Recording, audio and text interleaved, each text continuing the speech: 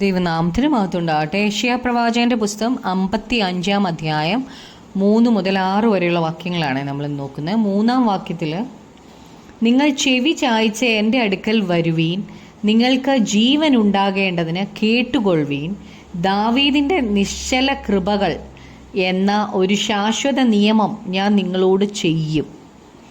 ഈ വാക്യത്തിൽ നാം ശ്രദ്ധിക്കുന്നതിനെക്കുറിച്ചാണ് പറഞ്ഞിരിക്കുന്നത്. ദൈവത്തിങ്കിലേക്ക് നാം നമ്മുടെ ചെവി ചായ്ക്കുന്നെങ്കിൽ മാത്രമേ നമുക്ക് കേൾക്കാൻ കഴിയുള്ളൂ ദൈവത്തിൽ നിന്ന്. നമ്മുടെ ജീവിതത്തിൽ ഒരു മാറ്റം വന്നെങ്കിലേ പറ്റൂ. നമ്മുടെ പൊസിഷൻ ഒന്ന് മാറ്റണം. ആ ചെവി കർത്താവിങ്കിലേക്ക് ചായ്ക്കണം. സുവിശേഷം ശ്രദ്ധിക്കാനാണ് നമ്മളോടിവിടെ ആവശ്യപ്പെടുന്നത്. നിത്യമായ ഒരു ഉടമ്പടി ദൈവം നമ്മോട് ചെയ്യുമെന്നാണ് ഇവിടെ പറയുന്നത്. ഇത് മശിഹ തൻ്റെ രക്തം തന്ന് സ്ഥാപിച്ച ഉടമ്പടിയെക്കുറിച്ചാണ് പറഞ്ഞിരിക്കുന്നത്. നിത്യമായ ഈ ഉടമ്പടി ദൈവരാജ്യത്തിൻ്റെ ഉടമ്പടിയാണ്. മിസ്രൈമിൽ നിന്ന് ദൈവം തൻ്റെ ജനത്തെ പുറത്തു കൊണ്ടുവന്നപ്പോഴാണ് ഇതിനു മുമ്പുള്ള ഉടമ്പടി ദൈവം ഇസ്രായേലിനോട് ചെയ്തത്. എന്നാൽ അവരത് തെറ്റിച്ചു. അതുകൊണ്ട് ദൈവം ഒരു പുതിയ ഉടമ്പടി ചെയ്യുകയാണ്. ഈ പുതിയ ഉടമ്പടി വ്യത്യസ്തമാണ്. ഇത് നമുക്ക് യിരെമ്യാവിൻ്റെ 31-33 വാക്യത്തിൽ നമുക്ക് കാണാൻ കഴിയുന്നുണ്ട്. എന്നാൽ ഈ കാലം കഴിഞ്ഞ ശേഷം ഞാൻ ഇസ്രായേൽ ഗൃഹത്തോട് ചെയ്യുവാനിരിക്കുന്ന നിയമം ഇങ്ങനെയാകുന്നു. ഞാൻ എൻ്റെ ന്യായപ്രമാണം അവരുടെ ഉള്ളിലാക്കി അവരുടെ ഹൃദയങ്ങളിൽ എഴുതും. ഞാൻ അവർക്ക് ദൈവമായും അവർ എനിക്ക് ജനമായും ഇരിക്കും. അപ്പോൾ നമ്മുടെ പാപങ്ങൾ എല്ലാം യേശുക്രിസ്തുവിൻ്റെ രക്തം കൊണ്ട് മായ്ച്ചു കളയും.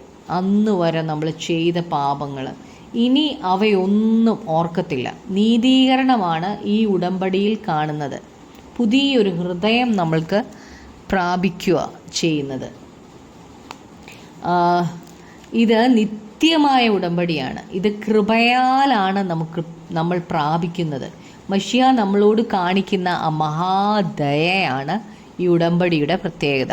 4-ാമത്തെ വാക്യത്തിൽ, ഞാൻ അവനെ ജാതികൾക്ക് സാക്ഷിയും വംശങ്ങൾക്ക് പ്രഭുവും അധിപതിയും ആക്കിയിരിക്കുന്നു.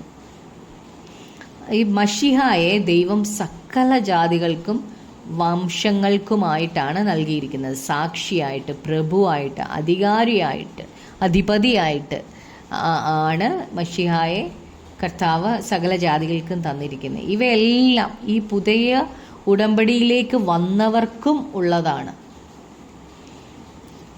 5-ാമത്തെ വാക്യത്തിൽ, നീ അറിയാത്ത ഒരു ജാതിയെ നീ വിളിക്കും, നിന്നെ അറിയാത്ത ഒരു ജാതി നിന്റെ ദൈവമായ യഹോവ നിമിത്തവും ഇസ്രായേലിൻ്റെ പരിശുദ്ധൻ നിമിത്തവും അവൻ നിന്നെ മഹത്വപ്പെടുത്തിയിരിക്കിയാൽ തന്നെ നിന്റെ അടുക്കൽ ഓടി വരും. അപ്പോൾ ഇസ്രായേൽ അറിയാത്ത ഒരു ജാതി തൻ്റെ അടുക്കിലേക്ക് ഓടി വരും എന്നാണ് പറഞ്ഞിരിക്കുന്നത്. സുവിശേഷം കേട്ടിട്ട് ജാതികൾ ഇസ്രായേലിൻ്റെ അടുക്കിലേക്ക് വരും. സഖറിയാവിൻ്റെ പുസ്തകം 8-ാം അധ്യായം 23-ാം വാക്യത്തിൽ നമ്മൾ വായിക്കുന്നു, യഹോവ ഇപ്രകാരം അരുളി ചെയ്യുന്നു, ആ കാലത്ത് ജാതികളുടെ സകല ഭാഷകളിലും നിന്ന് 10 പേർ ഒരു യഹൂദൻ്റെ വസ്ത്രാഗ്രം പിടിച്ച്, ദൈവം നിങ്ങളോട് കൂടെ ഉണ്ടെന്ന് ഞങ്ങൾ കേട്ടിരിക്കയാൽ ഞങ്ങൾ നിങ്ങളോട് കൂടെ പോരുന്നു എന്ന് പറയും.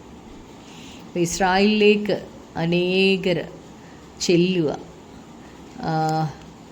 ജാതികൾക്ക് വെളിച്ചമായിട്ട് ഇസ്രായേലിനെ നിർത്തും. ദൈവം അവരെ മഹത്വീകരിക്കും. ദൈവത്തിന് അവരെക്കുറിച്ചുള്ള വലിയ പദ്ധതിയാണിത്. ലോകത്തിനൊരു വെളിച്ചമായിട്ടാണ് ഇസ്രായേലിനെ ദൈവം നിർത്തിയിരിക്കുന്നത്. 6-ാമത്തെ വാക്യത്തിൽ, യഹോവയെ കണ്ടെത്താകുന്ന സമയത്ത് അവനെ അന്വേഷിപ്പീൻ, അവൻ അടുത്തിരിക്കുമ്പോൾ അവനെ വിളിച്ചപേക്ഷിപ്പീൻ. അപ്പോൾ ഈ രക്ഷയുടെ സുവിശേഷം നമ്മുടെ അടുക്കലേക്ക് വരുമ്പോൾ നാം അത് സ്വീകരിക്കണം. ദൈവം നമ്മുടെ അടുക്കൽ സുവിശേഷവുമായിട്ട് ആളുകളെ, ജീവിതങ്ങളെ വിടും.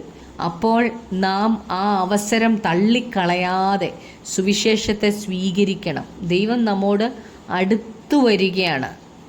സുവിശേഷത്തിൻ്റെ സത്യത്തെക്കുറിച്ച് നമുക്ക് വെളിപ്പെടുത്തി തരികയാണ്. സുവിശേഷത്തെ സ്വീകരിക്കുമ്പോൾ നാം മശിഹായെയാണ് സ്വീകരിക്കുന്നത്. ക്രിസ്തു നമ്മുടെ പാപങ്ങളുടെ മോചനത്തിനായിട്ട് ക്രൂശിൽ മരിച്ചു. യേശുക്രിസ്തു തൻ്റെ വിലയേറിയ രക്തം കൊടുത്താണ്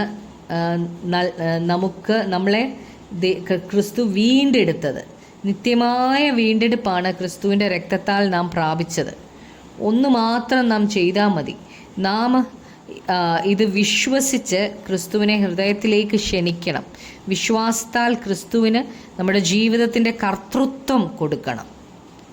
അതുകൊണ്ടാണ് ഇവിടെ പറഞ്ഞേക്കുന്നത്, യഹോവയെ കണ്ടെത്താകുന്ന സമയത്ത് അവനെ അന്വേഷിപ്പീൻ, അവൻ അടുത്തിരിക്കുമ്പോൾ അവനെ വിളിച്ചപേക്ഷിപ്പീൻ എന്ന് നമുക്ക് പ്രാർത്ഥിക്കാം. കർത്താവായ യേശുവേ, കർത്താവേ, അപ്പാ, അങ്ങേ കണ്ടെത്താകുന്ന സമയത്ത് അങ്ങേ അന്വേഷിക്കുവാനും അങ്ങ് അടുത്തിരിക്കുമ്പോൾ അങ്ങേ വിളിച്ചപേക്ഷിപ്പാനും ഉള്ള കൃപ കർത്താവേ, അപ്പാ, ഞങ്ങൾക്ക് ഓരോരുത്തർക്കും തരണമേ. പരിശുദ്ധാത്മാവ് തന്നെ ഞങ്ങളെ നടത്തണമേ. കർത്താവേ, ഈ സുവിശേഷം അനേകർ കേട്ട് ക്രിസ്തുവിന് ജീവിതം കൊടുക്കുവാൻ തക്കവണ്ണം കർത്താവ് സഹായിക്കണേ. പ്രാർത്ഥന കേട്ടതിനായി നന്ദി. യേശു ക്രിസ്തുവിൻ്റെ നാമത്തിൽ തന്നെ. ആമേൻ.